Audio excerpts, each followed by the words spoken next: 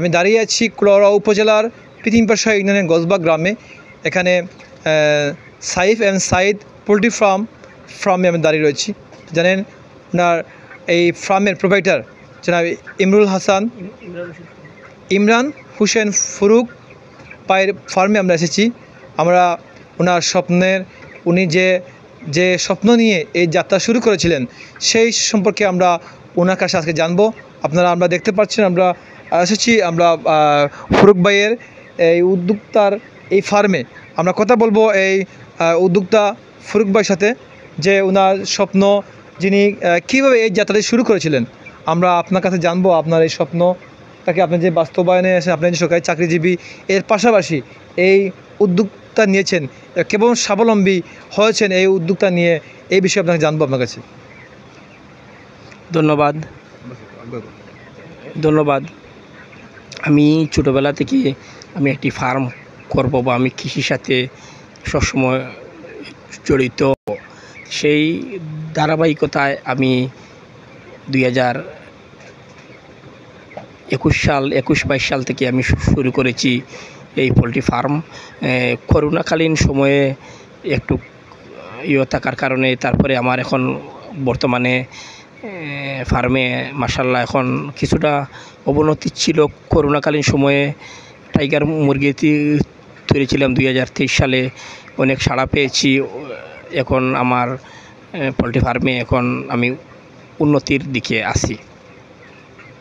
আপনি কত সালে এটা যাত্রা শুরু করেছেন? 2021 সালে আমি যাত্রা শুরু করি। আমরা জানতে পারছি আপনি 2023 সালে টাইগার মুরগ আপনি এলাকায় অনেক পরিচিত লাভ করেছেন বা সফলতা লাভ করেছেন। এই বিষয়ে আমরা জানবো কোয়েল মুরগ কি আপনার এখনো আছে বা? আমি টাইগার মুরগ তুলে আমি অনেক আলোচনায় এসেছিলাম, কিন্তু যে খাওয়ার দাম বৃদ্ধি এবং মুরগের ডিম সস্তা থাকার কারণে আমি কিছুটা একটু সমস্যায় পড়ি। তারপরে এই সমস্যা কাটিয়ে উঠিয়ে করে আমি আবার ব্রয়লার মুরগিতে আসছি।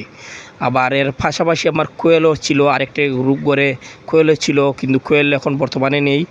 এখন এই পোলট্রি মুরগগুলো আছে। আবার আরও মাস 2-1 পরে আবার কোয়েল আমি শুরু করব। আমি আগের কোয়েলও থাকবে, আবার এটাই থাকবে, দুটোটাই থাকবে। ফার্মের পাশাপাশি আপনি যে বলেছেন আপনার লেবু বাগান রয়েছে বা আপনি অনেক কৃষিকাজে আপনি লিপ্ত ছিলেন, লেবু বাগান সহ আরও অন্যান্য গাছ আপনার বাড়িতে? আমার বাড়িতে ইনশাল্লাহ সব ধরনের ফলজ, বিশেষ করে ফলজ গাছগুলাই অনেকগুলো আছে, আম, জাম, কাঁঠাল, লিচু সহ। আর আমি প্রতি বছরই 4-5টা 10টা করে গাছ আমি রোপণ করে থাকি। এই বছর 10-15টা আমের চারা এবং লটকন সহ অনেকগুলা গাছের চারা আমি রোপণ করেছি। আমার এটার পাশাপাশি কিছু লেবুর বাগানও আছে। আমি এগুলাই করি। বাড়িতে যখন ছুটিতে আসি তখন এগুলা আমি শ্রম দিই।